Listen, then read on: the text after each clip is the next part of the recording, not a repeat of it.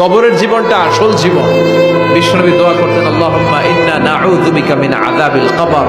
আল্লাহ, আমি আপনার কাছে কবরের আযাব থেকে পানাহ চাই, কবরের আযাব থেকে বাঁচতে চাই। এই কবরের মধ্যে অনেক ফিতনা হবে, অনেক সুয়াল হবে। কবরে প্রশ্ন আছে না নাই?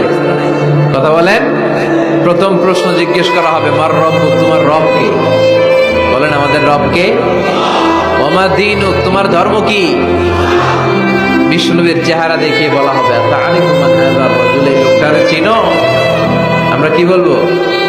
আমরা চিনি, উনি আমাদের প্রিয় রাসূল মুহাম্মদুর রাসূলুল্লাহ সাল্লাল্লাহু আলাইহি ওয়াসাল্লাম। এরপরে জিজ্ঞেস করা হবে, এগুলো কোত্থেকে শিখলা? আমরা বলবো কোরআন থেকে। ফায়ুফসাহু লাহু কবরুহু ৭০ যিরাআন, সুন্দর সুন্দর উত্তর করতে পারলে আপনার কবরটারে ৭০ হাত লম্বা করে দেওয়া হবে। ইফতাহু লাহু বাবুন ইলাল জান্নাহ, জান্নাতের দিকে একটা দরজা লাগিয়ে